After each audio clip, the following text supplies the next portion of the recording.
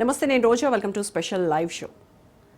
ఆయన కరుడుగట్టిన తెలంగాణవాది, సర్దార్ సర్వాయి పాపన్న వారసుడు, ఒకప్పుడు ఉద్యోగ సంఘాల నేత, ప్రత్యేక తెలంగాణ కోసం తెగించి కొట్లాడిన నాయకుడు, కష్టాల్లో ఉన్నోళ్లకు ఆపద్బాంధవుడు, ప్రత్యర్థులకు రౌడీ లీడర్, తప్పైనా ఒప్పైనా నిక్కచ్చిగా మాట్లాడతారు, కల్మషం లేని బహుజన బిడ్డ. మాజీ మంత్రి శ్రీనివాస్ గౌడ్తో Raj news special interview.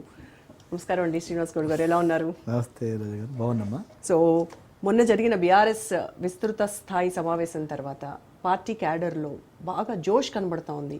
KCR ఏం మంత్రం వేశారు? ఆయన కనిపించడమే, మాట్లాడమే, అడుగు పెట్టిండంటే ఆటోమేటిక్గా ఒక పవర్ జనరేట్ అవుతుంది చూడగానే అందరు కూడా. అంటే ఆయన కాము ఉన్న ఆలోచిస్తుంటాడు, వ్యూహాలు పండుతుంటాడు, దిశ నిర్దేశం ఇస్తుంటాడు ఎప్పటికప్పుడు. ఇంకా క్యాడర్కు ఒక నమ్మకం వచ్చిందంటే మళ్ళా 1 year వరకు టానిక్ బూస్ట్ చేస్తాడు అన్నమాట. అట్లా సో విశ్వాసం అంటే ఏం భయపడకండి, ఇగో ఏం జరుగుతుంది, గవర్నమెంట్ మళ్ళీ మనం రాబోతున్నాం, ఫెయిల్యూర్స్, గవర్నమెంట్ ఫెయిల్యూర్స్ ఏమున్నాయి, జనం ఏమనుకుంటున్నారు, అవన్నీ చాలా విశ్లేషణాత్మకంగా ఉంటుంది అనేది. కనుక క్యాడర్కు ధైర్యం వచ్చిండు, చెప్పిండు, జరుగుతుంది, ఆయన అన్నాడు అంటే జరుగుతుంది అంతే. ఓకే, అట్లా. సో మళ్ళీ ఆయన 1 year వరకు ఫామ్ హౌస్లో ఉన్నా మీకు ఉంటుందంటారా? వచ్చేస్తాడు రెగ్యులర్ 1 year టైం ఇస్తాడు. కొత్త గవర్నమెంట్కి మనం ఛాన్స్ ఇవ్వాలి, ఒక 1 year, అప్పుడే మనం పోయి మీద ఉండొద్దని. సంవత్సరం ఇచ్చిండ్రు, సంవత్సరంలో ఏం చేసిండ్రు చూసిండు, బయటకు వచ్చిండు, నిరంతరంగా ఖచ్చితంగా ఉంటాడు, జనంలో ఉంటాడు, పార్టీ క్యాడర్ అందుబాటులో ఉంటారు, పార్టీ క్యాడర్కు ఎప్పటికప్పుడు ఏం చేయాలో చెప్తుంటాడు. సంవత్సరం టైం ఇచ్చారు, సంవత్సరం టైం తర్వాత ప్రభుత్వం ఇచ్చినటువంటి హామీలు ఏవైతే అమలు చేయట్లేదో వాటిపైన మనం ప్రజల్లో వెళ్దాము, వీటిపైన ఎండగడదాము అని ఒక ప్లాన్తో ఉన్నారు. మరి అదే ఈ 1 yearలో అసలు 10 ఏళ్ల బీఆర్ఎస్ పాలనను ఎందుకు ప్రజలు తిరస్కరించారు అని ఏదైనా విశ్లేషణ ఏంటి అనేది ఒక ఎవాల్యుయేషన్ జరిగిందా? ఖచ్చితంగా జనము ఎట్లా అంటే 10 సంవత్సరాలు చూసిండ్రు కదమ్మా రోజా గారు. పబ్లిక్ ఏముంటుందంటే ఒక రైతు ఉంటాడు, అరే మనకు 10,000 ఇస్తున్నాడు కేసీఆర్ గారు, ఆయన 14,000 ఇస్తా అంటున్నాడు, చూద్దాం 10 ఏళ్ళు వేసినాం కదా, మార్పు కోరుదాం అనుకున్నారు. అట్లా మహిళలు, అరే మా నాన్నకు ఒక్కరికే వస్తుంది పెన్షన్, మా అమ్మకు వస్తుందంట, నాకు వస్తుందంట, అన్నీ కలిపితే మనం బతుకోవచ్చు హ్యాపీగా, ఏం కష్టం లేకుండా బతుకోవచ్చు. అట్లా అంటే ప్రతి వర్గానికి, ఒక్కరని కాదు, ఇట్లా ఎవరు చూసినా. ఇప్పుడు యాదవులకు మేము గొర్రెలు ఇచ్చినాం, అరే డైరెక్ట్ అకౌంట్లు వేస్తేనే 2 లక్షలు మీకు ఎందుకు, ముదిరాజులకు కానీ దళితులకు కానీ, దళిత పది మీకు డబ్బులు వేసేస్తాం డైరెక్ట్గా, 10 లక్షలు ఏమిటి సరిపోతాయి, 12 ఇస్తాం, 14 ఇస్తాం. అంటే ఎవరికి ఏ పడితే వాళ్ళు ఇచ్చేవారికి కేసీఆర్ ఇచ్చిండు కదా, 200 రూపాయల పెన్షన్ 2,000 ఇచ్చిండు కేసీఆర్, ఈయన 4,000 ఎదిగాడు, ఇస్తాడు. అట్లా ఆశకు పోయినరు వీళ్ళు, అబద్ధాలు చెప్పే ప్రచారాల్లో నమ్మినరు, ప్లస్ ఒక్కొక్క వర్గాన్ని ఒక్కోలాగా విడదీసిన వాళ్ళు. ఇప్పుడు ముస్లింల దగ్గరకు పోయినరు, బీజేపీ బీఆర్ఎస్ ఒకటి అట్లా తీసుకుపోయారు. రైతుల దగ్గరకు పోయినరు, ఎక్కువ ఇస్తామన్నారు. ఉద్యోగస్తుల దగ్గరకు పోయినరు, కేసీఆర్ మీకు 2 PRCలు ఇచ్చినా, దేశంలో హైయెస్ట్ జీతభత్యాలు మీకు ఇచ్చినా, ఇప్పుడు చూసినావా 5% ఇచ్చిండు, మేము వస్తే 50% ఇస్తామన్నారు, నమ్మిండ్రు. అట్లా ఎస్టీల దగ్గరకు పోయినరు, ఇక దళితులకు ఇచ్చిర్రు, మీకు ఇచ్చిర్రా, దళితుల దగ్గరకు పోయినరు, మీ ఊర్లో 5 మందికి వచ్చింది, మిగతా వాళ్ళు మీరు దళితులు కారా అన్నారు. అట్లా రెచ్చగొట్టి అబద్ధపు ప్రచారాలు చేసి, క్యారెక్టర్ అసెసిన్ చేసి, రకరకాల చిత్రీకరించి మొత్తం మీద అధికారంలోకి వచ్చింది. అంటే మిమ్మల్ని ప్రజలు తిరస్కరించడానికి కారణము వాళ్ళు చూపెట్టినటువంటి హామీలు, వాళ్ళు చూపించిన ఆశ తప్ప మీ ఫెయిల్యూర్స్ ఏం లేవా? అఫ్ కోర్స్ మేము అన్నీ మంచి చేసినామని చెప్తలేము, మేము ఉంటాయి, కొన్ని ఉంటాయి, కానీ ప్రధాన కారణం ఓడిపోవడానికి ఇక్కడ ఉద్యోగస్తులు కావచ్చు, ఎస్టీలు కావచ్చు, మైనార్టీలు కావచ్చు, బీసీలు కొన్ని కులాలు కావచ్చు, ప్లస్ ఓసీలు కావచ్చు. రెడ్డిలలో ఏం చెప్పారు, మనమే ముఖ్యమంత్రి ఉండాలన్నారు. రైతు ఏమనుకున్నాడు, అరే మనోడు ముఖ్యమంత్రి ఇంకా ఎక్కువ వస్తాయి అనుకున్నాడు, రైతులకు ఇంకా బాగా ఇస్తారు అనుకున్నాడు. ఇప్పుడు అదే రైతు బాధపడుతున్నారు, అదే కులం వాళ్ళు బాధపడుతున్నారు. అగెనిస్ట్ ఎవరైతే చేసినారో టీఆర్ఎస్ గెలవద్దని ఆ వర్గం అంతా ఈరోజు బాధపడతా ఉన్నారు. అంటే వాళ్ళు చేసినటువంటి హామీలు ఏదన్నా ఒకటి అమలైంది అనుకోండి, రాత్రికి అవుతుంది అన్న వాళ్ళు కనీసం పొద్దుగాలనే కావాలి కదా, కనీసం నెక్స్ట్ మంత్ అనే కావాలి కదా. ప్రమాణ స్వీకారం మొదటి సంతకం అన్నారు, పోయింది.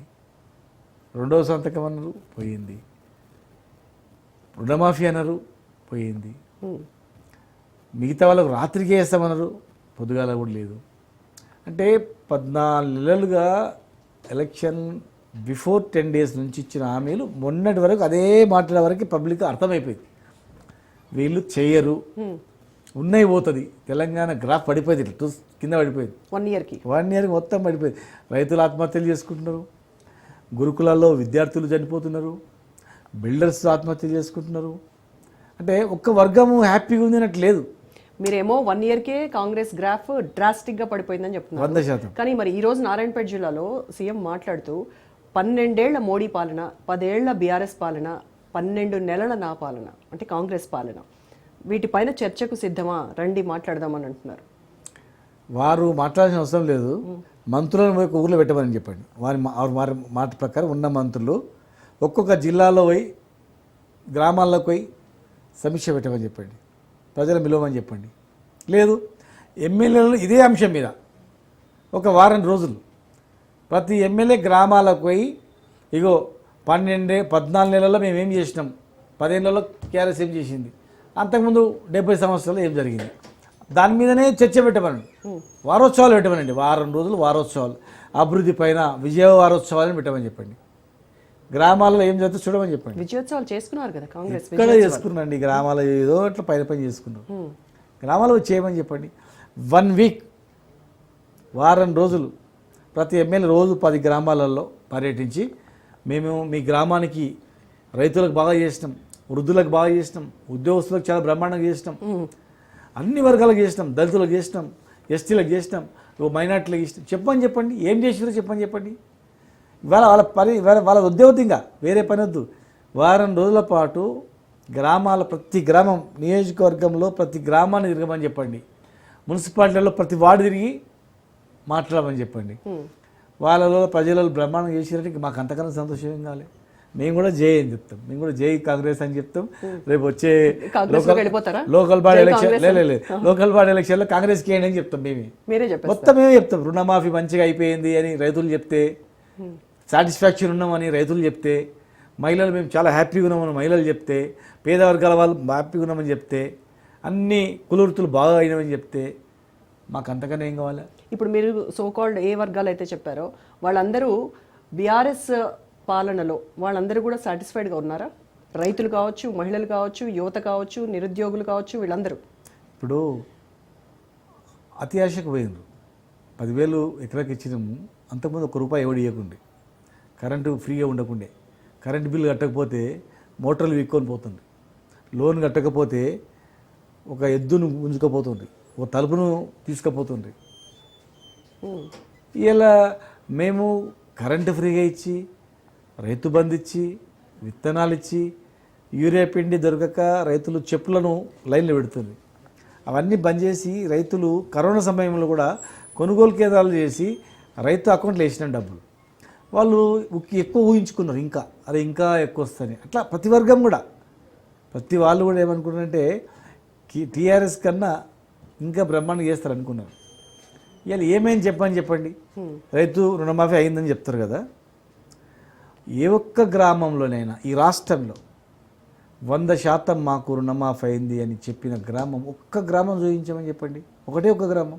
ఇప్పుడు ఆ హామీలన్నీ అమలు చేయకపోవడానికి ప్రధాన కారణము బీఆర్ఎస్ మిగులు బడ్జెట్తో ఏర్పాటైన ప్రత్యేక తెలంగాణ ఈరోజు అప్పుల కుప్పగా చేసి వెళ్ళిపోయారు. ఇక్కడ ఖజానా ఖాళీ అయింది, మేము ఏం పెట్టి ఏమి ఇచ్చి మేము ఈ హామీలు అమలు చేయాలి అని అడుగుతున్నారు. మరి నిజంగానే ఖాళీ చేసి వెళ్ళిపోయిందా బీఆర్ఎస్? మేము పెట్టుబడి పెట్టినాం, ఖాళీ కాల. మేము పెట్టినది అప్పు తెచ్చింది, పెట్టుబడి పెట్టినాం. అమెరికా దేశం కూడా హయ్యెస్ట్ అప్పు ఉంటుంది, ఆంధ్రప్రదేశ్ ప్రభుత్వం కూడా అప్పు ఉంటుంది. భారతదేశంలో ఇండియా మోడీ గారి ప్రభుత్వ పరిపాలనలో అంతకన్నా ముందు ఎంత అప్పు అయింది దేశానికి, ఇప్పుడు ఎంత అప్పు అవుతుందో చూడండి. అప్పు అనేది ఒక పెట్టుబడి భావించాలి. మేము అధికారంలో ఉన్న ఈ రోజు వరకు కూడా కరెంట్ ఇచ్చినాము, పెన్షన్ ఇచ్చినాము, అన్నీ ఇచ్చినాము. మీరు కరెంటు స్విచ్ బంద్ చేసినట్ల కరెంటు పోయే, స్కీములు అన్నీ పోయాయి. మేము ఇచ్చినప్పుడు మీరు రకరకాలుగా మాట్లాడారు. మీరు హామీ ఇచ్చేటప్పుడు ఏమన్నారు? చాలామంది విలేకరులు అడిగారు, మీరు ఇన్ని హామీలు ఇచ్చారు, బడ్జెట్ ఉందా అంటే అన్ని లెక్కలు వేసుకున్నాం, బడ్జెట్ ఎంత ఉంది లెక్క వేసుకున్నాం, ఎంత వచ్చేది లెక్కేసుకున్నాం, మాకు ఎంత అప్పు వస్తుందో కూడా లెక్కేసుకున్నాం, అవన్నీ లెక్కేసుకుని చెప్పినామని అన్నారు. మీరు హామీలు ఇచ్చేటప్పుడేమో మా దగ్గర లెక్కలు ఉన్నాయి, మేము చదువుకున్న వాళ్ళము, మా దగ్గర అన్ని విశ్లేషించి హామీలు ఇస్తున్నాం ఆ రోజు అన్నారు. వాళ్ళు చెప్పారు లంకె బిందెలు దొరుకుతాయని వచ్చామని. అదే మరి సెక్రటరియట్లో కూడా లంకె బిందెల గురించే పడగొట్టినని చెప్పారు. అధికారంలో రావడానికి అబద్ధాలు చెప్పారు వాళ్ళు, అది ప్రజలు ఇప్పుడు గ్రహించారు. అధికారంలో రావడానికి 100 అబద్ధాలు చెప్పిండ్రు, అధికారంలోకి వచ్చిండ్రు, తినే అన్నంలో రాళ్ళు వేసినట్లు అన్నీ పోగొట్టిండ్రు, రాష్ట్రాన్ని దివాలా తీయించిండ్రు, లేనిపోని మాటలు మాట్లాడిండ్రు. ఇవాళ హామీలు అవతలేవు అనేది వాళ్ళకి అర్థమైంది, జనానికి అర్థమైంది. ఇవాళ వీళ్ళకి ఏంటంటే ఇంకా భ్రమలు ఉన్నారు. ఇవన్నీ అబద్ధాలు చెప్పి అధికారంలోకి వచ్చినాం, చెప్తూ వచ్చినాం. పెళ్లి చేసుకోదు బిడ్డ డిసెంబర్లో, జనవరిలో చేసుకో, నేను తులం బంగారం ఇస్తాను అన్నాడు. ఇయ్యలే జనవరిలో, ఇయ్యకపోయినా ఎంపీగా ఓట్లేసిండ్రు. నెల రోజులలో 4000 పెన్షన్ చేస్తున్నారు, వేసిండ్రు. ఇప్పుడే పోయి లోన్ తెచ్చుకోండి, ఉరకండి బ్యాంక్లో పోయి లోన్ తెచ్చుకోండి, మొదటి సంతకం రుణమాఫీ అన్నారు, అయినా ఎంపీగా ఓట్లేసారు. ఇన్ని అబద్ధాలు చెప్తే ఓట్లేసిండ్రు. ప్లస్ ఒక టీవీ ఛానల్లో ప్రజలు అబద్ధాలు కోరుకుంటారు, మోసపోవాలని కోరుకుంటాడు, మోసం చేసే వాళ్ళకి ఓట్లు వేస్తారని చెప్పారు, అయినా ఓట్లు వేసిండ్రు మళ్ళీ ఎంపీగా. ఇంకా అట్లనే మోసం చేద్దామనే భ్రమలు ఉన్నారు. అంటే ఆయన చెప్పింది ఆయన గురించి. వాళ్ళే ఓకే, అదే భ్రమలు ఇంకా ఉన్నారు. బీఆర్ఎస్ చేసిన అప్పుల్ని తీర్చడానికి మళ్ళీ కాంగ్రెస్ ప్రభుత్వం అప్పులు చేయాల్సి వస్తుంది, ఆ అప్పులకి వడ్డీలు కట్టడంతోనే సరిపోతుంది అనేది వాళ్ళ వాదన. మా అప్పులు ఇవ్వడంటే వాడికి ఏడు అప్పులు. ఒక కెపాసిటీ ప్రపంచ వరల్డ్ బ్యాంక్ నామ్స్ ప్రకారము, రిజర్వ్ బ్యాంక్ నామ్స్ ప్రకారము ఈ రాష్ట్రం యొక్క జీడిపి ఎంత పెరిగింది, ఎంత లోపల ఇవ్వాలా అని దానిపైన ఇస్తారు. ఉంటే గడ్డగోలుగా నీకు లోన్ అంటే ఇయ్యారు. అట్లా కెపాసిటీకి లోపలనే లోన్ తెచ్చుకున్నాం. ఇవాళ నేను అడుగుతా ఉన్నాను, 1 ఇయర్లో 1,50,000 లోన్ తెచ్చుకున్నారు కదా మీరు ఒక సంవత్సరంలో. మేము 10 ఏళ్ళు 3.5-4 కోట్ల తీసుకొస్తే మీరు ఒకటే సంవత్సరంలో దాదాపు 1,50,000 కోట్ల అప్పు తెచ్చారు. మీరు 1,50,000 కోట్ల అప్పు తెచ్చి ఒక ప్రాజెక్ట్ కట్టినరా? పాలమూరు రంగారెడ్డి జిల్లా ప్రాజెక్టు చిన్న కాళ్ళు తోయినరా? ఏం చేసింది చెప్పండి మీరు? మేము తీసుకొచ్చిన అప్పుతో కాళేశ్వరం కట్టినాం, పాలమూరు రంగారెడ్డి జిల్లా ప్రాజెక్టు కట్టినాం, దళితులకు దళిత బంధు ఇచ్చినాం, ఇండ్లు కట్టినాం, హాస్టళ్ళు కట్టినాం, ప్రతి జిల్లాకు మెడికల్ కాలేజ్ కట్టినాం, హాస్పిటల్ కట్టినాం, 1000 గురుకులాలు ఏర్పాటు చేసినాం, పేద వర్గాల వాళ్ళకు లోన్లు ఇచ్చినాం, మహిళలను ఆదుకున్నాం, ఇన్ని చేసినాం కదా. రోడ్లు వేసినాం, మండలం గ్రామం నుంచి మండలానికి, మండలం నుంచి హెడ్ క్వార్టర్ వరకు ఎన్నో చేసినాం. మీరు 1,50,000 కోట్లతో ఒక్క ప్రాజెక్టు కొత్తగా చేసినామని చెప్పండి, చిన్నది. మీరు కూడా 2 లక్షల కోట్ల ఇరిగేషన్ ప్రాజెక్ట్స్ చేసామని చెప్పారు, వాటి ఖర్చు చేసామని చెప్పారు ప్రాజెక్ట్స్ కోసం. మరి అలాంటిది కేసీఆర్ పాలమూరులో ఒక్క ప్రాజెక్టు కూడా పూర్తి చేయలేదు. అంటే పాలమూరు బిడ్డగా మీరేం చెప్తారు మరి దానికి? వాళ్ళు 10-20 ఏళ్ళు కల్వకుర్తి లిఫ్ట్ ఇరిగేషన్ పెట్టినట్లా కంప్లీట్ చేసినాం. వాళ్ళ పెండింగ్ ప్రాజెక్టులన్నీ కూడా నెట్టెంపాడు కావచ్చు, భీమా ప్రాజెక్టు కావచ్చు, కోయిల్ సార్ పూర్తిగా కాలువలు మరమ్మతులు కావచ్చు, ఇవన్నీ పెండింగ్ ప్రాజెక్టులు కంప్లీట్ చేసినాం. పాలమూరు రంగారెడ్డి జిల్లా ప్రాజెక్టుకు 87% వరకు కంప్లీట్ చేసినాం. జస్ట్ 12% ట్రయల్ రన్ కూడా చేసినాం, మోటార్లు పెట్టినాం, ట్రయల్ రన్ చేసినాం. ఈరోజు అది కూడా క్వశ్చన్ చేశారండి, పాలమూరు పైన బీఆర్ఎస్కు ఎందుకు అంత చిన్న చూపు, ఎందుకు అంత వివక్ష పాలమూరు అంటే? ఇప్పుడు మేము 87% కంప్లీట్ చేసినాము అధికారులు చెప్తున్నారు. మహబూబ్నగర్ పాలమూరులో 10 లక్షల ఎకరాలకు అదనంగా నీళ్ళు ఇచ్చినాం, పంటలు పండించినాం ఈ 10 ఏళ్ళలో అని చెప్పి మీ అధికారులు చెప్తున్నారు. మేము అదనంగా 10 లక్షల ఎకరాలకు నీళ్ళు ఇచ్చినాము, మీరు ఒక్క ఎకరానికన్నా నీళ్ళు ఇచ్చినరా చెప్పండి. మేము 97% పనులు పూర్తి చేసినాం, మీరు 97 తర్వాత 13% ఉంది. 13%లో కనీసం 3% పనులను మీరు కంప్లీట్ చేసినరా? 87 మీరు పూర్తి చేశారు. మీరు పెండింగ్ ప్రాజెక్టులను మేము రన్నింగ్ ప్రాజెక్ట్ చేసి నీళ్ళు ఇచ్చినాం. మీరు ప్రారంభించిందని చెప్తున్నాం. మేము ప్రారంభించి లాస్ట్ కొన ఎసరు మిగిలిపోయినట్టు మీరు ఎందుకు కంప్లీట్ చేయలేదు? ఒక ఎకరంకి ఎక్కువ నీళ్ళు ఎందుకు ఇవ్వలేదు? ఇలా జూరాలలో నీళ్ళు ఎండిపోయినాయి, ఎప్పుడు జరగలేదు అట్లా. జూరాలో ఎండిపోయింది, 3-4 లక్షల ఎకరాలు కింద పంటలు వేసిండ్రు, వాళ్ళ బతుకులు ఏం కావాలా? దాని మీద ఆలోచన చేసిండ్రా? పైన కాంగ్రెస్ గవర్నమెంట్, ఇది కాంగ్రెస్ గవర్నమెంట్. కృష్ణా జలాలు ఏపీకి తరలిపోతుంటే ఏం చేశారు బీఆర్ఎస్ వాళ్ళు? ఇప్పుడు పోతున్నాయమ్మా, అప్పుడు కాదు. వాళ్ళ హయాంలోనే పోతిరెడ్డిపాడు, వాళ్ళ హయాంలోనే 12 తూములు పెట్టి ఎక్కువ తీసుకుపోయింది వాళ్ళ హయాంలోనే స్టార్ట్ చేసిందే వాళ్ళు. ఇప్పుడు కర్ణాటకలో కృష్ణా తుంగభద్ర పైన ప్రాజెక్ట్ కడుతున్నారు. మరి తుంగభద్ర పైన కృష్ణా పైన చెక్ డ్యామ్లు కట్టుకుంటూ లిఫ్ట్ చేస్తున్నారు నీళ్ళు, చుక్క నీళ్ళు కిందికి రాకుండా అడ్డుకుంటున్నారు వాళ్ళు. మరి కాంగ్రెస్ గవర్నమెంట్ ఉంది కదా, కర్ణాటకలో ఎందుకు ఆపుతలేరు? ఆంధ్రప్రదేశ్లో మీరు ఎందుకు అడ్డు చెప్తలేరు? పాలమూరు రంగారెడ్డి జిల్లా ప్రాజెక్టు డిపిఆర్ వాపస్ వచ్చింది, ఎందుకు మీరు రీసబ్మిట్ చేస్తలేరు? కేంద్రం ఎందుకు ఒత్తిడి చేస్తలేరు? నిజంగా అంత ప్రేమ ఉంటే పాలమూరుకు చేసింది అని చెప్పండి. ఈ 14 నెలల్లో పాలమూరుకు ఏమైనా చేసింది ఉందా ఒక ప్రాజెక్టు? పోనీ తెలంగాణలో 1,50,000 కోట్ల అప్పు తెచ్చారు కదా, ఒక్క స్కీమ్ కంప్లీట్ అయిందని చెప్పండి. రైట్. సో శ్రీనివాస్ గారు, స్థానిక సంస్థల ఎన్నికల్లో బీసీ నినాదంతో కాంగ్రెస్ ప్రజల్లోకి వెళ్ళాలి, ఎన్నికలకు వెళ్ళాలి అని ఒక ప్లాన్ చేస్తోంది. మరి ఒక బీసీ నేతగా మీరు ఆ నిర్ణయాన్ని వ్యతిరేకిస్తారా, సమర్థిస్తారా? బీసీ రిజర్వేషన్లకు సంబంధించి. అయ్యో, ఎందుకు వ్యతిరేకిస్తామమ్మా? ఖచ్చితంగా ఒక బీసీ నేత అని కాదు, సమాజంలో ఓసీలు కూడా ఈరోజు బీసీలకు ఇవ్వాలా, రాజకీయంగా వాళ్ళను ముందుకు తీసుకురావాలా. రాజకీయంగా అసమానతలు వస్తే ఖచ్చితంగా మళ్ళీ కొట్లాటలు, ఉద్యమాలు, రెవల్యూషన్ వస్తుంది. ఎన్ని రోజులు నడిచింది. చదువుకున్న వాళ్ళు తక్కువ మంది ఉండడం, నిరాశరాశత వల్ల, రకరకాల కారణాల వల్ల భరించారు. ఇప్పుడు అందరూ చదువుకున్నారు, తెలివిమంతులైన. అరే మెజార్టీ మనకు రాజకీయంగా స్థానం ఎందుకు దక్కలేదు, మన ఓట్లు మనం ఎందుకు వేసుకోవద్దు అనేటువంటి పరిస్థితి వస్తుంది. వచ్చినప్పుడు అది పోవాలంటే ఖచ్చితంగా ఈ రిజర్వేషన్ ఖచ్చితంగా అమలు కావాలా అన్నారు. అన్నది అమలైతే సంతోషం, కానీ అది సేమ్ అన్ని హామీలాగా 6 గ్యారెంటీలాగా ఇదో 7వ గ్యారెంటీ మోసమైంది అనుకోండి, ఖచ్చితంగా అది ప్రజలు తెలుసు. కానీ ఛాలెంజ్ చేస్తున్నారు కదా, మేము 42% బీసీ సీట్లతో మేము ఎన్నికలకు వెళ్తున్నాం, మీరు చర్చకు మీరు సిద్ధమా, మీరు కూడా ఇస్తారా అని అడుగుతున్నారు. అట్లా కాదమ్మా, నువ్వు 42% ఇచ్చిన తర్వాత ఏ పార్టీ అయినా అక్కడ 42% అక్కడ ఇవ్వాల్సిందే కదా. ఒక ఎస్సీ రిజర్వేషన్ ఉంటుంది, ఎస్సీ రిజర్వేషన్ అయిన తర్వాత ఏ పార్టీ అయినా ఎస్సీ నిలబడాలి అక్కడ. రేపు ఉమెన్ రిజర్వేషన్ వస్తుంది చట్టసభలలో, నేను ఉమెన్ రిజర్వేషన్ వచ్చింది మీకు దమ్ముందా ఇస్తారా అని ఆటోమేటిక్గా ఇస్తారు. దమ్ముందేంది, ఆటోమేటిక్గా నిలబెట్టాల్సిందే కదా. మీరు ఏం మాట్లాడండి, 42% చట్టబద్ధత కల్పించి బీసీ జనగణన చేసి చట్టబద్ధత కల్పించి నేను రిజర్వేషన్ ఇస్తాను. నువ్వు 42% రిజర్వ్ చేసిన తర్వాత బీసీలకు రిజర్వేషన్ సీట్లలో బీసీ నిలవకపోతే ఓసీ ఎట్లా నిలబడతాడు, ఎస్సీ ఎట్లా నిలబడతాడు? వేస్తే నామినేషన్ రిజెక్ట్ అయిపోతావు కదా. నువ్వు మళ్ళీ ఏదో తిరకాసు, నువ్వు చట్టబద్ధత లేకుండా నేను 42% ఇచ్చినా అని చెప్పేటువంటి మోసపూరితమైనటువంటిది మాట్లాడకుండా చట్టబద్ధత ఇస్తున్నావు, దాని ప్రకారమే ఆటోమేటిక్గా నిలబడతాడు. మేము ఓసీకి మా సార్ బీఫామ్ ఇచ్చింది అనుకో, బీసీ రిజర్వ్ అయిన దగ్గర నువ్వు నామినేషనే రిజెక్ట్ అవుతాయి కదమ్మా. అదేం లాజిక్ వాళ్ళు మాట్లాడేది? 42% ఏ రకంగా ఇస్తున్నావు, కామారెడ్డి డిక్లరేషన్ ఏంది, మాట్లాడింది ఏంది, మళ్ళీ ఇప్పుడు మాట్లాడింది ఏంది? తప్పు కదా. ఆటోమేటిక్గా మేమే మీకు ఆహ్వానిస్తాం. చాలా శబాష్, కాంగ్రెస్ పార్టీ ఎవరు చేయనటువంటి చేసింది. 42% చట్టబద్ధత ఇచ్చి రిజర్వేషన్ ఇచ్చింది.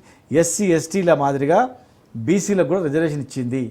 ఆ సీట్లలో ఏ పార్టీ కానీ ఇండిపెండెంట్ నామినేషన్ చేసినా బీసీలే నిలబడతారు, ఎవరు గెలిచినా బీసీ నిలబడతాడు. చట్టసభలలో బీసీల సంఖ్య పెరుగుతుంది. మేమే అవసరం అనుకుంటే మేము బహిరంగం కూడా చెప్తాం, ఎవరు చేయనటువంటి సాహసం చేసినందుకు కాంగ్రెస్ పార్టీకి ధన్యవాదాలని చెప్తాం. అట్లా చేయకుండా 42% మందికి బీఫామ్ ఇచ్చినాము, 50% మంది బీఫామ్ ఇచ్చినాము, చాటలో తోడు పెట్టినాం, కొట్లాడుకొని తన్నుకోండి అని చెప్తే కాదు. అట్లా మీరు 42% ఇస్తారు, ఒక ఇండిపెండెంట్ ఇస్తాడు, డబ్బులు ఆయన వచ్చి ఓసీ ఇస్తాడు, అప్పుడు ఏమవుతుంది? పార్టీలు ఇచ్చినా కానీ ఇండిపెండెంట్ వచ్చేసింది అనుకో, అప్పుడు ఎవరు సమాధానం చెప్తారు? సో బీసీ అట్లా అనుకుంటే సీట్లో బీసీనే ఎస్సీ ఎస్టీల మాదిరిగా సేమ్ ఎస్సీ ఎస్టీల మాదిరిగా ఏ రకంగా అయితే ఇచ్చారో బీసీలకు కూడా చట్టబద్ధంగా రిజర్వేషన్ ఇచ్చే బాధ్యత కాంగ్రెస్ ప్రభుత్వాన్ని. కాంగ్రెస్ ప్రభుత్వము చట్టం తీసుకొచ్చి కేంద్రంని ఒప్పిస్తావా, మాట్లాడతావా, ఏ ధైర్యంతోన మీరు ఆ ఎలక్షన్ను చట్టబద్ధతతో తెస్తున్నారు, దాని ప్రకారం పోవాలి. ప్రతిసారి మీరు ప్రధానమంత్రి కలుస్తున్నారు, కేంద్ర మంత్రులు కలుస్తున్నారు. మీరు మాట్లాడండి. కాంగ్రెస్ పార్టీ, బీజేపీ పార్టీ మాట్లాడి మీరు మాకు ఇవ్వండి, అంత చట్టం తీసుకురండి, ఇవ్వండి అంతే తప్ప నేను బీఫామ్లో 42 మందికి 50 మందికి ఓడాడుతున్నాడు, ఎవరు కావాలి అది కాదు. నువ్వు 70% నువ్వు బీఫామ్లు బీసీలకు ఇస్తానా మాకు అది కాదు. అక్కడ నువ్వు బీఫామ్లు ఇస్తావు 70% మంది, అక్కడ రిజర్వేషన్ లేకపోతే ఒక డబ్బులు వస్తాడు మళ్ళీ నిలబడతాడు, అప్పుడు ఎవరు సమాధానం? ఇంకో పార్టీ వినాలేముంది, మేము వింటామనుకో, కమ్యూనిస్ట్ వినాలేముంది, బీజేపీ వినాలేముంది, ఇండిపెండెంట్ వినాలేముంది. కానీ ఇక్కడ మరి బీజేపీ కూడా ఇంకొక మెలిక పెడతా ఉంది. అంటే ముస్లిం బీసీలు ఉన్నారు, ముస్లిం బీసీలని కులగణన నుంచి అది కనుక రిమూవ్ చేస్తే అప్పుడు మేము కూడా పోరాటం చేస్తాము, పార్లమెంట్లో దీన్ని చట్టం చేయడానికి మా పార్టీ తరఫున మేము కూడా వాళ్ళపైన ఒత్తిడి తెస్తాం. ఫస్ట్ బీసీలను తక్కువ చేసి చూపించారు జనాభాని, అది సరి చేయాలి ముందు.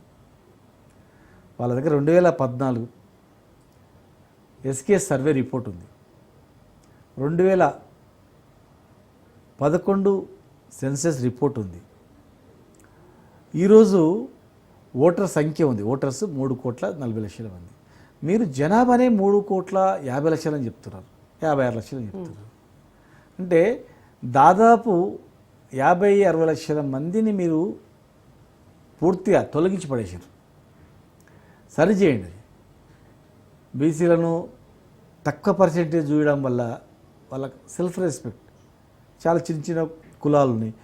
మేము ఎస్కే సర్వే చేసినప్పుడు వాళ్ళ జనాభా 5 లక్షలు 4 లక్షలని నువ్వు లక్ష్యాన్ని చూపిస్తున్నావు, డిమోరలైజ్ చేస్తున్నావు. చట్టాన్ని తీయకుండా ముందు నువ్వు షురు చేస్తున్నావు, గడం పట్టిన ముందే నువ్వు తప్పు చేస్తున్నావు, ఒంకలు టింకలు పోతున్నావు. ఎట్లయితే చెప్పండి, అది సరిచేయండి. బీసీలను సపరేట్ చేయించండి. బీసీల పట్ల చిత్తశుద్ధి ఉన్నదే మా కాంగ్రెస్ పార్టీకి. అందుకో మీరు అసలు బీఆర్ఎస్ హయాంలో ఒక్క బీసీ నేతకైనా ఒక్క పదవి ఇచ్చినటువంటి దాఖలాలు ఉన్నాయా? మా హయాంలో మేము పీసీసీ చీఫ్ని ఒక బీసీ నేతకి ఇచ్చాము. అలాగే రేపు రాబోయే రోజుల్లో సీఎం కూడా బీసీ క్యాండిడేటే ఉంటారు అని చెప్పారు. సరే, రేపు సీఎం సంఘం తర్వాత ఇప్పుడు 6 మంత్రి పదవులు ఉన్నాయి కదమ్మా, ఒక 5 మంత్రి పదవులు ఇవ్వమండి. రేషియో ప్రకారం 9 మంత్రి పదవులు రావాలా? మీరు బీఆర్ఎస్ని ప్రశ్నిస్తుందని మీ సమాధానం ఏంటి? మీ హయాంలో ఒక్క బీసీ నేతకైనా ఒక మంచి పదవి. మేము ఎంతమంది మంత్రులు ఉన్నాం చూడండి, ఎంతమంది ఎమ్మెల్యేలు ఉందాం చూడండి, ఎంతమంది ఎమ్మెల్సీలకు సీట్లు ఇచ్చాం చూడండి, 2 రాజ్యసభ సీట్లు ఖాళీ అయితే 2 బీసీలకు ఇచ్చిన వాళ్ళే చూడండి. ఒక ముఖ్యమంత్రిని ఇస్తాము, లేదంటే ప్రధానమంత్రి ఉన్నాడు మోడీ గారు, ఒక మంత్రిత్వ శాఖ ఇవ్వమని చెప్పండి, బీసీలకు మంత్రిత్వ శాఖ ఇవ్వమని చెప్పండి. కాంగ్రెస్ పార్టీ రేపు ఇచ్చేది చెప్పడం కాదు. ఇప్పుడు మీ చేతిలో ఉన్న 6 మంత్రి పదవులలో ఒకటి ఎస్టీకి ఇవ్వండి, మైనార్టీకి 4 ఇవ్వండి, పోనీ 4 బీసీలకు ఇవ్వండి. ఇప్పుడున్న మంత్రి పదవులేమో ఇవ్వట్లేదు, రేపు ఎప్పుడో జరగబోయేదని ముఖ్యమంత్రి చేస్తా అంటే రేపు మీ పార్టీ ఉంటే కదా, మీకు అధికారంలో ప్రజలు ఇప్పుడు ఇచ్చిర్రు, ఆమె నెరవేరుస్తలేరు కనుక మీరు అడగండి, ఊర్లలో పోయి రేపు మీ పార్టీ కార్యకర్తలు అడగండి, బహిరంగ అడగండి, రేపు మన ఓటు వేస్తారా? బీఆర్ఎస్ ఖాళీ అవుతుంది అని చెప్తున్నారు కదా, రానున్న రోజుల్లో బీఆర్ఎస్ నెక్స్ట్ ఎన్నికలకి బీఆర్ఎస్ ఖాళీ ఏమైనా ఉంటే ఆల్టర్నేట్ బీజేపీ మాత్రమే అని చెప్తున్నారు. సరే, వాళ్ళకు నిజంగా చిత్తశుద్ధి ఉండి దమ్ముంటే 10 మంది ఎమ్మెల్యేలు అనర్హత వేటు అని చెప్పి కోర్టులో వేసినాం కదా, కోర్టు ఫైనల్ హియరింగ్ ఉంది కదా, కోర్టు డైరెక్షన్ కూడా ఇచ్చింది ఎప్పుడు నిర్ణయం తీసుకుంటారని. ఈ 10 మంది మా పార్టీ వాళ్ళు 10 మంది ఎమ్మెల్యేలని రిజిగ్నేషన్ యాక్సెప్ట్ చేసి ఎలక్షన్ కొమ్మని చెప్పండి, ఎలక్షన్కి పోయి మాట్లాడమని చెప్పండి. మరి మీ పార్టీలోకి పార్టీ ఫిరాయించి వచ్చిన ఎమ్మెల్యేలకు మీరు ఇలాగే చేశారా? వాళ్ళు అంతకుముందు అన్ని పార్టీలు చేస్తున్నది, మీరు చేసింది కదా. అంటే మీకైతే ఒక న్యాయం, ఇంకొక పార్టీలోకి మీ ఎమ్మెల్యేలు వెళ్తే వాళ్ళకి ఒక న్యాయమా? మేము ఎలక్షన్స్ అయినాయి కదమ్మా, ఎన్ని చోట్ల అయినాయి, ఎంతమంది ఎమ్మెల్యేలు వచ్చారు, ఎన్ని చోట్ల ఉప ఎన్నికలు జరిగాయి, ఎంతమంది రిజైన్ చేశారు? అప్పుడు వాళ్ళు కోర్టుకు పోలేదు కదా, మేము కోర్టులో వేసినాం. తర్వాత సుప్రీంకోర్టు జడ్జిమెంట్ ఉన్నాయి, హైకోర్టు జడ్జిమెంట్ ఉన్నాయి, దాని ప్రకారం మేము వేసినాం, మేము కోర్టు డైరెక్షన్ ఇప్పించినాం. మీరు ప్రజలలో మాది పార్టీ పోతున్నారు కదా, కనీసం ఈ చేయమని చెప్పండి, పార్టీ మీది ఉంటుందా మాది ఉంటుందో తెలుస్తుంది.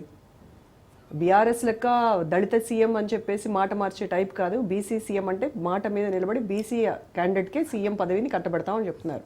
మీరు దీన్ని స్వాగతిస్తారా? ఇప్పుడు ఏమని చెప్పండి, ఇప్పుడున్న 4 మంత్రి పదవులు ఏంటండి, దానికి అంతా ఇంకా పై స్థాయిగా సీఎంఏ చేస్తామంటుంటే వాళ్ళు ఇప్పుడు ఉన్నాయి చేయమని చెప్పండి. రేపు ఫ్యూచర్లో వాళ్ళ పార్టీ ఇప్పుడు హామీలు నెరవేర్చేటట్లేదు, ఆ పార్టీ వచ్చేది లేదు. వాళ్ళకి అర్థమైంది కనుకనే వాళ్ళు మాట్లాడుతున్నారు. గతంలో కూడా మేము తెలుగుదేశం పార్టీ విడిపోయినాక తెలుగుదేశం పార్టీ సీఎం ప్రకటించారు, గెలిపియని సీఎం అని. ప్రజలలో లేదు కనుక అంటారు అట్లా. ఇవాళ కాంగ్రెస్ పార్టీ ప్రజలలో విశ్వాసం కోల్పోతుంది, వాళ్ళ హామీ నెరవేర్చట్లేదు, వాళ్ళకి తెలుసు. ఇప్పుడు కనీసం వాళ్ళ నిర్ణయాన్ని మీరు స్వాగతిస్తారా? బీసీసీఎం అనే నిర్ణయాన్ని స్వాగతిస్తారా? ఇదే మీ పార్టీలో కూడా ఇంప్లిమెంట్ చేసే ఆలోచన కూడా ఏమన్నా ఉంటుందా? ఖచ్చితంగా ఒక బీసీని ముఖ్యమంత్రి చేస్తామంటే మేము ఆహ్వానిస్తాం. దానికన్నా ముందు మంత్రి పదవులు కూడా ఇవ్వమని చెప్తున్నాయి. ఒక మంత్రి పదవులు ఇచ్చిన వ్యక్తిని నమ్ముతారు. మంత్రి పదవులు ఇచ్చారు కనుక 4 ఇప్పుడు రేపు ముఖ్యమంత్రి కూడా చేస్తారని నమ్ముతారు. ఆ అంశాన్ని ఇప్పుడు ఇన్ని హామీలు మీరు నెరవేర్చకపోయినా ఇప్పుడు 4 ఇచ్చిండ్రు, 4 మంత్రి పదవులు బీసీలకు ఇస్తున్నాం, నెక్స్ట్ ముఖ్యమంత్రి కూడా ఆయన అంటే నమ్ముతారు. నువ్వు చేతిలో ఉన్న 4 మంత్రి పదవులు ఇవ్వకుండా రేపు ముఖ్యమంత్రి అంటే మిమ్మల్ని నమ్మరు. ఎందుకంటే రేపు అధికారం వచ్చే పరిస్థితి లేదు మీ పార్టీ. ఒకవేళ మీరు చెప్పినట్ల చేస్తే వస్తారు. మీరు ఇచ్చిన హామీలు 42% చట్టబద్ధత కల్పించి, రైతులకు 14 రైతు బంద్ చేసి, ప్రతి మహిళకు పెన్షన్ ఇచ్చి, 2000 పెన్షన్ 4000 చేసి, ప్రతి ఆడపిల్లకు స్కూటీలు స్టూడెంట్స్కి ఇచ్చి, తులం బంగారం పెళ్లి 10 తులం బంగారం అన్నారు కదా, డిసెంబర్లో పెళ్ళిళ్ళు వాయిదా వేసుకోండి, జనవరిలో చేసుకోండి, జనవరిలో మీకు తులం బంగారం అని ఇస్తామన్నారు కదా, అవి చేయండి. ఇవన్నీ చేయండి, గ్యారెంటీ వస్తారు. మీరు చెప్పిన హామీలన్నీ చేస్తే ఖచ్చితంగా మీరు మళ్ళీ వస్తారు. ఏం చేయకుండా మాటలు చెప్తే మాత్రం రారు. ఇంకా 4 ఏళ్ల కాలం ఉంది కదా వాళ్ళకి. చేయమండి, 4 ఏళ్ళలో ఇచ్చిన హామీలు ఇస్తే చెప్తున్నా కదా, తెలంగాణ పబ్లిక్ సైకాలజీ ఇవన్నీ తులం బంగారం నుంచి మొదలుకుంటే మీరు ఇచ్చిన హామీలు, రైతులకు ఇచ్చిన హామీలన్నీ చేస్తే రుణమాఫీతో పాటుగా గ్యారెంటీగా మళ్ళీ ప్రజలు మీకు ఓట్లు వేస్తారు, నమ్ముతారు. మీరు ఓట్లు వేయకుండా బడ్జెట్ లేదని ఏదో సాకులు చెప్తే మాత్రం ఎవ్వడు నమ్మడు. ఖచ్చితంగా కూడా ఇలా రైతులు ఆత్మహత్యలు చేసుకుంటున్నారు, రియల్ ఎస్టేట్ వ్యాపారులు ఆత్మహత్యలు చేసుకుంటున్నారు, ఆస్తుల్లో పిల్లలు చనిపోతున్నారు. ఒక ప్రాజెక్టు మీరు కట్టినట్లు ఒకటి కనిపిస్తలేదు, 1,50,000 కోట్లు అప్పు తెచ్చిండ్రు. ఈ ప్రాజెక్ట్ చేసినాం అనేది మీరు ఎక్కడ నామరూపాలు లేవు. ఎట్లా నమ్ముతారు చెప్పండి? లాజిక్గా మాట్లాడితే నమ్మే పరిస్థితి లేరు. ఇలా ఇవన్నీ మరి క్వశ్చన్ చేయడానికి ప్రతిపక్ష నేత అసెంబ్లీలో గట్టిగా వాళ్ళ గళం వినిపించాలి. కానీ ఎక్కడ? అసెంబ్లీకే రాని ముఖ్యమంత్రి, ఇక ఎక్స్-సీఎం మీ అధినేత ఫామ్ హౌస్ లో ఏ రకంగా? మీరు కూడా ముఖ్యమంత్రి అంటారు అందరూ, అదే మాజీ ముఖ్యమంత్రి. మాజీ ముఖ్యమంత్రి ప్రజలలో ఆయన ముఖ్యమంత్రి ఉండడు. ఇవాళ ఆ అసెంబ్లీకి వచ్చినంత మాత్రాన అంటే అది వరకు సెక్రటేరియట్కి రాని ముఖ్యమంత్రి ఉంటారా అని క్వశ్చన్ చేశాం కదా, అలా ఇప్పుడు అసెంబ్లీకి అనేది ప్రజలు కోరుకునేది వాళ్ళ సమస్యలు పరిష్కారం అవుతున్నాయా లేదో కోరుకుంటారు. ఇప్పుడు రోజు వీళ్ళు కలుస్తున్నారు. అసలు ఫామ్ హౌస్ లో ఉండడం కరెక్ట్ అంటారా మీ ఉద్దేశంలో? ఫామ్ హౌస్ కి పరిమితం అయ్యి ఒకటేనమ్మా, ఇప్పుడు కాదు ప్రజలకు కావాల్సింది ఏంది? ఒక ఎమ్మెల్యే అసెంబ్లీకి రాకుండా ఉండడం ఇది ఆమోదించదగిందా? చూడమ్మా, ప్రజలకు కావాల్సింది వాళ్ళకి పని, వాళ్ళకి కావాల్సింది వాళ్ళ సమస్యలు తీర్చడం. మా కేసీఆర్ గారు గతంలో సెక్రటరియట్ రాకపోయినా ప్రజలకు కావాల్సినటువన్నీ కూడా, రైతుకు కావాల్సిన కరెంట్ ఉందా లేదా, నీళ్లు ఉన్నాయా లేదా, ఇలా ప్రాజెక్ట్ నీళ్లు ఉన్నాయా లేదా, హైదరాబాద్ నీళ్లు తాగడానికి ఎండాకాలం వస్తుంది, మరి ముందు జాగ్రత్త ఎంత నిలో ఉంది, ప్రతి విషయంలో పుట్టిన ప్రతి బిడ్డకు కూడా కేసీఆర్ కిట్లు ఏమేమి ఉన్నాయి, ఏమేమి పెట్టాలా, భోజనం హాస్టల్ మెనూ ఎట్లా ఉండాలా ఆలోచించి చేసేది. వాళ్ళు వచ్చి గడిలలో ఉన్నారు, ఫామ్ హౌస్లో ఉన్నారు, మేము అందుబాటులో ఉంటాం, రేపటి నుంచి అని మొత్తం కంచెలు వీకేస్తున్నాం అని చెప్పి ప్రగతి భవన్ ఓపెన్ చేసింది. ఎన్ని రోజులు ఉన్నారు ప్రగతి భవన్లో? ప్రతి వారానికి ఒక రోజు ఉంటానని చెప్పినారు. ముఖ్యమంత్రి గారు అన్నాడు, రోజు మంత్రులు అన్నారు. ప్రగతి భవన్ ఉన్నారా వాళ్ళు? ప్రగతి భవన్ ఉన్నారా? చెప్పండి మీరు. మాట్లాడడానికి మస్తు వస్తుంది వాళ్ళు ఇట్లా మాట్లాడే మాటలతోనే గవర్నమెంట్ తెచ్చుకున్నారు వాళ్ళు. ఇవాళ కూడా వాళ్ళంతా కేసీఆర్ గారు అసెంబ్లీకి వస్తే మొత్తం చేస్తావా అంటే, కేసీఆర్ గారు అసెంబ్లీకి రానందుకు నువ్వు 4,000 పెన్షన్ ఇస్తలేవా? కేసీఆర్ గారు అసెంబ్లీ రానందుకు రుణమాఫీ చేస్తలేవా? అడగాలి కదా, కేసీఆర్ అడగాలి కదా, నువ్వు ఇస్తానన్న హామీ. కేసీఆర్ గారితో అడుగుతున్నాడు, కేసీఆర్ గారితో పాటు మా పార్టీ నాయకత్వం అడుగుతుంది కదా. కేసీఆర్ అడుగుతూనే చేస్తావా అంటే, అసెంబ్లీకి వచ్చి అడిగితేనే ఇవన్నీ అమలు చేస్తా, అసెంబ్లీకి రాలేదు కనుక నేను అమలు చేయను అని చెప్తావా? మీకు ప్రభుత్వం అధికారం ప్రజలు ఇచ్చింది, గవర్నమెంట్ మీకు ఫామ్ చేసింది, మిమ్మల్ని నమ్మింది, అమలు చేయడానిక? లేదు కేసీఆర్ వచ్చి అసెంబ్లీలో కూర్చుంటేనే మీరు అమలు చేయాలా అని కండిషన్ మీద ఇచ్చారు నీకు? నీ దృష్టి పరిపాలన దృష్టి పెడతావా, రైతుల మీద దృష్టి పెడతావా, పేద ప్రజల మీద దృష్టి పెడతావా, లేకపోతే కేసీఆర్ వస్తలేడు, ఆ ఫామ్లో వండుకున్నాడు, లేచిండు, గివే గవర్నమెంట్ కావాల్సింది? అదే వాళ్ళ చెప్పేది అసెంబ్లీకి రాకుండా ఫామ్ హౌస్లో ఉంటూ ఇక్కడ ప్రభుత్వాన్ని ప్రశ్నిస్తే, అంటే నేను కొడితే గట్టిగా కొడతాను, మామూలుగా ఉండదు అని కేసీఆర్ అన్నారు. అది చాలా వైరల్ అయింది ఆ స్టేట్మెంట్. ఇప్పుడు రేవంత్ కూడా అదే చెప్తున్నారు. ఆయన కొట్టడము ముందు డ్రగ్స్ ఏదైతే పబ్లో డ్రగ్స్ అమ్ముతున్నాడో ఆయన కొడుకు కేటీఆర్ను కొట్టమనండి, లిక్కర్ స్కామ్లో పట్టుబడ్డ కవితను కొట్టమనండి, కాళేశ్వరంలో కమిషన్ తీసుకున్న హరీష్ రావును కొట్టమనండి, ఆ తర్వాత మాట్లాడదాం అంటున్నారు. ఇవన్నీ మాట్లాడతారు, ఇవన్నీ ఏదో ఆరోపణలు చేసి మాట్లాడి బ్యాడ్గా క్రియేట్ చేయాలని చెప్పి ఫస్ట్లో నమ్మిండ్రు. ఎలక్షన్ కన్నా ముందు నమ్మిండ్రు, ఎలక్షన్ అయిన తర్వాత ఒక 2 నెలలు నమ్మిండ్రు, పార్లమెంట్ ఎలక్షన్ తర్వాత నిజస్వరూపం బయటపడ్డది. ఇంకా కేసీఆర్ కుటుంబాన్ని తిట్టడం తప్ప వీళ్ళకి ఏం పని లేదు, వీళ్ళు ఒక్క పని చేయరు. ఇక ఏ కేసులు ఎరికేయాలని చూసిర్రు, ఈ రేసింగ్లో ఫార్ములా ఈ రేసింగ్లో చూసిండ్రు, అక్కడ ఏం లేదు, అవినీతి లేదు, ఏం లేదు. ఉట్టేనన్నా ఏదో ఫ్యామిలీ ఫంక్షన్లో పోయి కూడా చిత్రీకరించడం చూసిర్రు, అక్కడ ఏం లేదు. ప్రజలు ఒక అవగాహనకు వచ్చిర్రు, వీళ్ళు బురద తల్లి పబ్బం గడుపుకుంటున్నారు, గవర్నమెంట్ పరిపాలన మీద దృష్టి పెడతలేరు, రైతుల మీద దృష్టి పెడతలేరు, ఆత్మహత్యలు చేసుకుంటున్నారు, దాని మీద చూస్తలేరు, తెలంగాణను ఎట్లా బతికించాలా ఎట్లా బాగు చేయాలని చూస్తలేరు. కేవలం కుటుంబాలను తిట్టడం, కేసులు పెట్టడం, అసత్య ప్రచారాలు చేయడం తప్ప వేరే ఏం లేదనేది ప్రజలకు అర్థమైంది. ఇలా అర్థమైంది కనుకనే వాళ్ళు ఎలక్షన్ పెట్టాలని కూడా ఆలోచన చేస్తున్నారు. పెట్టాలన్నా స్థానిక సంస్థలు పెట్టాలన్నా వద్దని వాళ్ళు ఆలోచన చేస్తున్నారు. మీ అప్పుడు కూడా లేట్ అయింది కదండి స్థానిక సంస్థలు పెట్టడం. అమ్మ ఇప్పుడు పక్కల కర్ణాటక ఉంది, ఎందుకు పెడతలేరమ్మా అక్కడ? కర్ణాటక ఎందుకు పెడతలేరు? ఏం గ్యారెంటీ అమలైంది అక్కడ? పెట్టమని చెప్పండి, బండారం బయటపడుతుంది. ఇక్కడ కూడా జెడ్పీటీసీ ఎంపీపీ ఎలక్షన్ పెట్టమని చెప్పండి. అంటే ఈ స్థానిక సంస్థల ఎన్నికలే రెఫరెండం అంటారా కాంగ్రెస్? ఖచ్చితంగా ఈ 10 మంది ఎవరైతే పార్టీ మారిన వాళ్లకు మళ్ళీ ఈరోజు డిస్క్వాలిఫై చేయమని చెప్పి కోర్టులో నడుస్తుందో ఆ 10 మంది స్థానిక సంస్థలు ఖచ్చితంగా కూడా స్థానిక సంస్థల్లో జనం చూపిస్తారు. ఫోన్ ట్యాపింగ్ విషయంలో హరీష్ రావు మీద ఆరోపణలు చేయమని, హరీష్ రావు పైన పాత్ర ఉంది అని చెప్పమని ఆ కేసులో అరెస్ట్ అయినటువంటి నిందితులు చెప్తూ ఉన్నారు. సో పోలీసులు చెప్పమని చెప్పారు, మమ్మల్ని ఫోర్స్ చేశారు అని చెప్పేసి వాళ్ళు కూడా స్టేట్మెంట్ ఇచ్చారు. ఎలా చూస్తున్నారు దీన్ని? ఇప్పుడు ఖచ్చితంగా ఒక నిందితులు చెప్పినంటే పోలీస్ స్టేషన్లో ఉండి దెబ్బలు తినుకుంటా మళ్ళా చెప్పిండ్రు, మళ్ళీ కొడతారు వీళ్ళని చెప్పినంటే మరి అది వాస్తవంగా ఉంటుంది కదమ్మా. చెప్పమని బలవంతం చేస్తే కదా చెప్పేది. ఇప్పుడు బయటకు వచ్చినాక చెప్తలేడు కదా, వాళ్ళ కస్టడీలో ఉన్నారు కదా, వాళ్ళే కోర్టులో పోయి అఫిడవిట్ చేసిండు అన్నప్పుడు వాస్తవం ఉంటేనే కదా. అంటే ఒక కక్ష సాధింపు, ఒక కక్ష వీళ్ళ మీద కసి కట్టి చేయాలనేది ఒక ఫార్ములా ఈ రేసింగ్ కావచ్చు, తర్వాత అక్కడ లగచర్ల విషయంలో కావచ్చు, తర్వాత ఫ్యామిలీ ఫంక్షన్లో కావచ్చు, అనేక అంశాల్లో ఎట్లైనా ఇరికియాలనేది ఆలోచన చేస్తుంది. జనం అర్థమైపోయింది. అది ఎవరు చేసి ఉంటారు అసలు ఫోన్ ట్యాపింగ్? ఇది మొత్తం వాళ్ళ దగ్గర రికార్డు ఉంటుంది కదమ్మా. ఫోన్ ట్యాపింగ్ ఎవరు చేసిన అనేది గవర్నమెంట్ దగ్గర ఉంటుంది కదా, టోటల్ డాటా ఉంటుంది కదా, వాళ్ళనే బయట పెట్టమని చెప్పండి, వాళ్ళే బయట పెట్టమని చెప్పండి. ఇప్పుడు చేస్తలేరా ఫోన్ ట్యాపింగ్? జనరల్గా పోలీస్ డిపార్ట్మెంట్ వాళ్ళు చూసుకుంటారు అదంతా. ఇప్పుడు ఈరోజు డిపార్ట్మెంటు ఎవరి ఫోన్ ట్యాప్ చేస్తలేరా, ఎవరి ఫోన్లు వింటలేరా, ఏం వినకముందే చేస్తుండ్రా? ప్రభుత్వం దానిలో ఒక భాగంగా ఆఫీసర్లు ఏదో చేస్తుండొచ్చు, దాన్ని ఇక వీళ్ళే ఏమన్నారు అనే రీతిలో ఉంటే అదాలతో సహా బయట పెట్టమని చెప్పండి. ప్రభుత్వం మీదే కదా. ఇప్పుడు చెరువుల ఆక్రమణకు గురవుతున్నాయి, వాటికి అడ్డుకట్ట వేయాలని అటువంటి ఆలోచన బీఆర్ఎస్దే. అలాగే మూసీ పరిరక్షణ కూడా సుందరీకరణ కావచ్చు, దానికి సంబంధించిన ఆలోచన మొట్టమొదటిగా చేసింది బీఆర్ఎస్. అప్పుడు మరి అంత ఆలోచన చేసినటువంటి బీఆర్ఎస్ ఇప్పుడు కాంగ్రెస్ ప్రభుత్వం దాన్ని అమలు చేస్తూ ఉంటే, హైడ్రా కానీ ఈ రకంగా వాళ్ళు ముందుకొచ్చి చేస్తూ ఉంటే మరి ఎందుకు అది అన్యాయము, అది ఆమోదయోగ్యం కాదు, అది మేము వ్యతిరేకిస్తామని స్టేట్మెంట్స్ చేస్తున్నారు మీరు? లేదమ్మా, చెరువుల పరిరక్షణ విషయంలో గవర్నమెంట్ చేస్తే సంతోషం.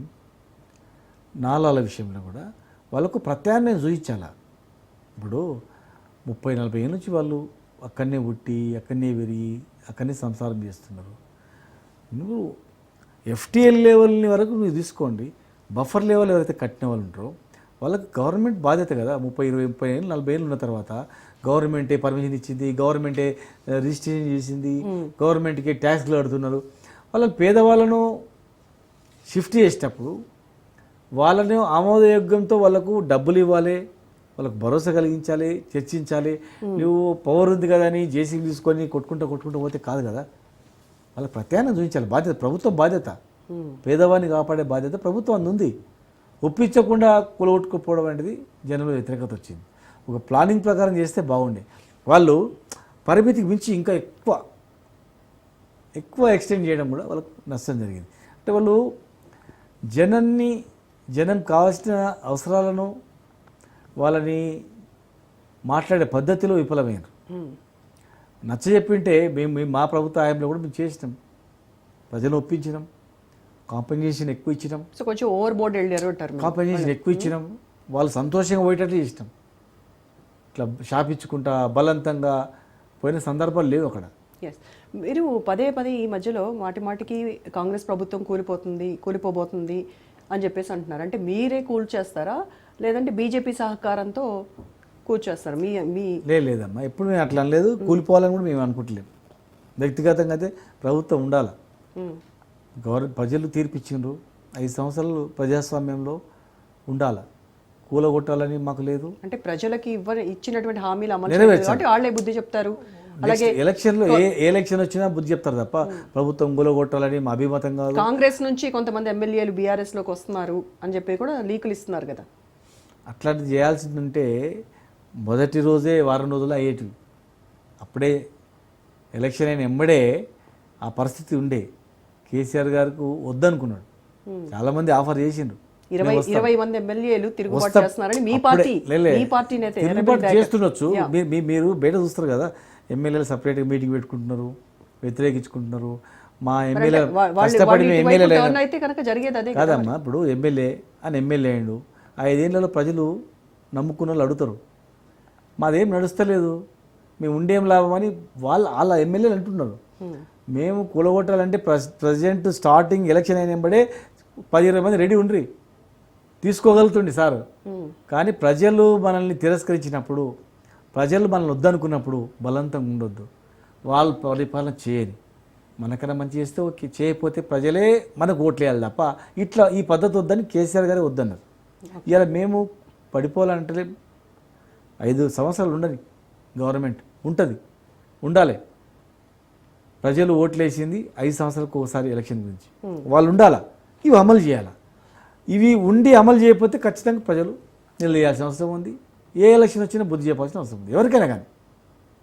ఇలా మేము 10 ఏళ్ళు చేసినాం, ప్రజలు నచ్చనట్లు చేసిరు వీళ్ళు. మొత్తం మసిగూసి మారడికాయం చేసిరు వాళ్ళు. ఏదో చెప్పారు, అన్నీ చెప్పారు, అడ్డగోలికి హామీలు ఇస్తే నమ్మిండ్రు వాళ్ళు. ఇవాళ అమలు అయితే మేము కూడా సంతోషపడతాం. ప్రజల గురించి మేము వచ్చినాం రాజకీయాలకు, ఆ ప్రజలకు అన్ని హామీలు నిలబెడితే మాకెందుకు, అంతకన్నా ఎక్కువ మాకు అవసరం లేదు. Right, coming to your personal thing, మీరు ఓడిపోవడానికి ప్రధాన కారణం మీ తమ్ముడు చేస్తున్నటువంటి ఓవర్ యాక్షన్. అక్కడ మీ శ్రీకాంత్ గౌడ్ మీ పేరు చెప్పుకొని అక్రమాస్తులు సంపాదించడం, కబ్జాలకు పాల్పడటం, ఇలా రకరకాల కారణాల చేతనే మీరు ఓటమి పాలయ్యారు అనేది ఒక వెర్షన్. తప్పమ్మది. ఇప్పుడు కబ్జాలు చేస్తే ఇప్పుడు 14 నెలలు అయింది కదా, ఒక్కటన్నా ఇగో ఈ కబ్జా చేసిండు అని చెప్పి రావాలి కదా. కబ్జా చేసిన వాళ్ళందరూ గొడవలు చేయాలి కదా. ఒకవేళ ఇన్ని ఆస్తులు ఉంటే మా తమ్ముని ఆస్తులు బయటపడాలి కదా. ఒక దుర్మార్గంగా పని చేయొద్దు, ఎట్లా ఓడగొట్టాలని ఒక ప్లాన్ అంతే వాళ్ళది. మా ఓటమి కారణము మా అనుచరులు కానీ మా తమ్ముడు కానీ కాదు. మా ఓటమి కారణం అక్కడ 4 ఫ్యాక్టర్స్ ఉన్నాయి, 4-5. ఒకటి ప్రధానంగా ఏంటంటే అక్కడ ఎంప్లాయీస్ను బాగా జిల్లా హెడ్ క్వార్టర్ కనుక 15-20 వేల ఓట్లు ఎంప్లాయీస్ ఉంటాయి. ఎంప్లాయీస్కి మీకు పిఆర్సీ ఇవ్వలేదు, చూసినావా మేము వస్తే ఇస్తామని చెప్పి ఎంప్లాయీస్ని చేయడం. రెండవది ఒక సామాజిక వర్గాన్ని, ముఖ్యంగా కాంగ్రెస్ బీజేపీ రెండు ఒకటైనవి. బీజేపీ అయినా పక్క జరిపి కాంగ్రెస్ కోటేయమని చెప్పిండు. తర్వాత ఆ సామాజిక వర్గంలో మా వాళ్ళు కూడా ఉన్నారు, చాలామంది కొట్లాడినరు. అయినా అత్యధిక శాతం అటు పోవడం. ఎస్టీల దగ్గరకు పోయి మీకు దళిత బంధు రాలేదు అని చెప్పి ఎస్టీలు మొత్తం మలపడం. తర్వాత బీజేపీ బీఆర్ఎస్ ఒకటని చెప్పి మైనార్టీలను రెచ్చగొట్టడం. ఎస్సీల దగ్గరకు పోయి ఒక ఊర్లో 5 మందికి మేము దళిత బంధు ఇస్తే ఇప్పుడు మీ పైన మిగతా ఎట్లయితే కుటుంబ సభ్యుల పైన ఆరోపణలు చేశారో మీరు కూడా వాళ్ళ సోదరుల పైన అవే ఆరోపణలు చేస్తున్నారు కదా. రేవంత్ రెడ్డి పేరు చెప్పుకొని వాళ్ళ సోదరులు అక్రమాలు చేస్తున్నారు, అసలు సీఎం ఎవరు అని అంటే కూడా అర్థం కాని పరిస్థితి అని కూడా మీ పార్టీ నేతలు కూడా కామెంట్స్ చేశారు కదా. ఇప్పుడు చూడమ్మా, మేము చేసినవి వాళ్ళ గవర్నమెంట్లో మేము ఏం చేసినాం అనేది వాళ్ళు బహిర్గతం చేయాలి. వెతికిండ్రు, భూతాతం పెట్టి వెతికిండ్రు. శ్రీనివాస్ గౌడు 100 ఎకరాలు 1000 ఎకరాలు కబ్జా చేసిండు అని చెప్పారు కదా, ఒక ఎకరమన్న ఉందా, ఒక గదమన్న ఉందా అని చూసిండ్రు. దౌర్జన్యాలు చేస్తే ఎవడు దౌర్జన్యం చేసినాడు, మరి కంప్లైంట్ ఇచ్చిండా, ఇగో మా వీళ్ళ హాయంలో దౌర్జన్యం చేసి మాకు ఇట్లా చేసిండు, మా ఆస్తులు గుంజుకున్నాడు అని ఎక్కడ అనేది లేదు. ఇప్పుడు మీకు కూడా తమ్ముడు అంటే ఇంట్లో తమ్ముడు పని చేయొద్దని. తమ్ముడు పని చేస్తే అన్న లేకపోయినా తమ్ముడు పని చేయొద్దు, ఎవడు పని చేయొద్దని. మా అనుచరుల మీద కూడా అరే ఇట్లా చేస్తాడు మా అనుచరులు, ఎవడు చేయలేదు, ఎవరు చేసుకోరు. ఇవాళ రేపు ఎవడుకుంటాడు, సొంత అన్నదమ్ములు గట్టు పంచాయతీలో కొట్లాడుకుంటారు. కాలువ ఇటు మళ్ళీందంటే ఒక ఇల్లు ఒక 2 ఇంచులు జరిగితే కొట్లాడుకుంటారు. ఎవడు ఆస్తి ఎవడు వదులుతారు చెప్పమ్మా. రేవంత్ రెడ్డి అన్నదమ్ములు పైన మీ ఆరోపణలు ఏంటి? ఇప్పుడు వారు అన్నదమ్ములు అనేది వాళ్ళ పార్టీలే చెప్తున్నారు, మేము కాదు చెప్పేది. అంటే దమ్ముంటే నిరూపించండి అని కూడా ఛాలెంజ్ చేశారు. మరి వాళ్ళ పార్టీలోనే వాళ్ళ పార్టీకి సంబంధించినటువంటి ఎమ్మెల్యేలే మా కాన్స్టిట్యున్సీలో వచ్చి ఇన్వాల్వ్ అవుతున్నారు, మా కాన్స్టిట్యున్సీలో వచ్చి భూముల విషయంలో ఇన్వాల్వ్ అవుతున్నారు, వాళ్ళే చెప్తున్నారు. మాకన్నా ఎక్కువ వాళ్ళే సమావేశాలు పెట్టుకుంటున్నారు, వాళ్ళే మాట్లాడుతున్నారు, మీరే చూపిస్తున్నారు, మేము చెప్పడం కాదు. మా ప్రభుత్వంలో మా ఎమ్మెల్యేలు 10 మంది మీటింగ్ పెట్టుకొని ఇట్లా చేస్తున్నారు, ఇక్కడ లేదు సందర్భం. వాళ్ళ ప్రభుత్వంలో వాళ్ళ ఎమ్మెల్యేలే వాళ్ళ మంత్రులే అన్నిట్లో ఇన్వాల్వ్ వాళ్ళే కూడా చేస్తున్నారు, వాళ్ళే బహిర్గతం చేస్తున్నారు. మేము మాకు ఆ ఛాన్సే లేదు, మాకు చెప్పకముందు వాళ్ళే చెప్తున్నారు. మా తమ్ముడు చేసింది లేదు, అక్రమాలు చేసింది లేదు, కష్టపడి పని చేయడమే తప్పేది. అంటే ఒక నాయకునికి అండగా ఎవరు లేవడు, ఎవడు అనుచరులు మంచి పని చేస్తే ఎమ్మడుంటే వాళ్ళ మీద అబాండాలు వేసిండ్రు, మా నాయకుల మీద అబాండాలు వేసిండ్రు, తమ్ముడి మీద అబాండాలు వేసిండ్రు. ఇవాళ ఒకటైనా రుజువు ఉందా, ఒకటైనా ఉందా చేసినట్ల? ఏం లేదు. ఒక్క కారణం కాదు, ఎన్నో కారణాలు, అన్ని కారణాలు పెట్టి అబద్ధ ప్రచారాలతో చేసిండ్రు. అయినా మేము ప్రజల తీర్పును శిరసావించినాం. 2 సార్లు గెలిపించారు కూడా కదమ్మా, వాళ్ళే గెలిపించారు. వాళ్ళు గెలిపించినప్పుడు మంచోళ్ళు అయినరు, ఓడిపోయినప్పుడు మాత్రం చెడ్డోళ్ళు ఎట్లయితారు? నమ్మిండ్రు, ఓట్లు వేసిండ్రు, ఇవాళ వాళ్ళు అర్థం చేసుకున్నారు. తప్పు జరిగింది. గద్దర్ పేరుతో సినిమా అవార్డులు ఇస్తామని చెప్తుంది కాంగ్రెస్ గవర్నమెంట్, దీనికి మీరు సపోర్ట్ చేస్తారా? మంచిది కదమ్మా, గద్దరు ప్రజా గాయకుడు. పద్మశ్రీ రాకపోవడాన్ని ఎలా చూస్తారు గద్దర్కి? చెప్తున్నా కదమ్మా, ఆయనకు పద్మశ్రీ రావాలి, అంతకన్నా పెద్దది కూడా రావాలి. ప్లస్ ఆయన గాయకుడు, ప్రజా గాయకుడు, ఉద్యమకారుడు, తెలంగాణ రాష్ట్రం గురించి గజ్జి కట్టిండు. ఆయనకు వస్తే మాకు సంతోషమే కదా. కానీ ఆయన గుండెల్లో బుల్లెట్లు ఉన్నాయి చూడు, అది ఏ ప్రభుత్వ హయాంలో ఆ బుల్లెట్లు దుంకినవో చూసుకోవాలి. ఆయన అడవుల పాలైన చూడు, కన్నా తిండి తిప్పలు లేకుండా అడవులలో తిరిగిన చూడు, ఆ ఏ ప్రభుత్వ హయాంలో అయింది కూడా ఒకసారి తెలుసుకోవాలి. ఇలా ఏదో అవార్డు ఇచ్చి శబాస్ అనిపించుకోవడం కాదు. ఏ ప్రభుత్వ హయాంలో ఆయన నమ్మిన సిద్ధాంతం గురించి 1000 మంది ప్రాణాలు పోయినవో, ఆయన ప్రాణం కన్నా ఎక్కువ ఆయన ప్రజల గురించి కష్టాలు పడ్డాడు, అడవిలోకి పోయిండు. మరి ఆయన ఎవరి గురించి అయితే అడవిలోకి పోయిండో, ఆయన ఎవరి గురించి అయితే ఆయన జీవితాన్ని త్యాగం చేసిండో, ఎన్ని 1000 మంది ప్రాణాలు ఎవరు ప్రభుత్వ హయాంలో పోయినా కూడా లెక్క చెప్పాలా. ఒక గద్దర్ అవార్డు ఇచ్చినామని చెప్పి గద్దర్ గారిని మొత్తం ఆయన ఇట్లా వేసుకుంటామని కాదు. ఫైనల్గా బీఆర్ఎస్ ఫ్యూచర్ ప్రణాళిక ఏంటి? ప్రజల్లోకి ఎలా వెళ్తున్నారు మీరు? వాళ్ళు ఇచ్చిన హామీలు, వాళ్ళ ఫెయిల్యూర్స్, ప్లస్ మళ్ళీ మేము ఉన్నాం, భయపడకండి, రైతులు భయపడకండి, విద్యార్థులు మీరు భయపడకండి, ఉద్యోగస్తులు మీరు భయపడకండి. ఇవాళ 10,000 మంది రిటైర్డ్ అయితే ఒక్కరికి కూడా వాళ్ళ దాచి పెట్టుకున్న కూడగొట్టిన డబ్బులు కూడా ఇవ్వకుండా రోడ్ల పాలు చేస్తున్నారు. మహిళలు, రైతులు, ముఖ్యంగా రైతు అన్నం పెట్టిన రైతు, చెమటోడిచి కష్టపడిన రైతు. ఇలా గ్రామాల్లో ఆయన కష్టపడి పంట వండిస్తేనే మనం తింటున్నాం. ఆయన కన్నెరేసి పంట వండి అయిపోతే ఆకలితో వస్తారు జనాలు. ఈ ప్రపంచంలోనే పోరాడడానికి మేమున్నాము. దేశం ప్రపంచంలో అత్యధిక జనాభా ఉన్న దేశం ఇది. ఈ దేశానికి అన్నం పెట్టే స్థాయికి తెలంగాణ ఎదిగింది. అది కేసీఆర్ తీసుకొచ్చిండు. మరి అలాంటి రైతులకు కష్టాలు గడుగుతున్నప్పుడు భరోసా ఇచ్చి గెలుస్తారు రైతులకు. థ్యాంక్ యూ శ్రీనివాస్ గౌడ్ గారు. ఇది ఇవాల్టి special live show. Stay tune to Raj news.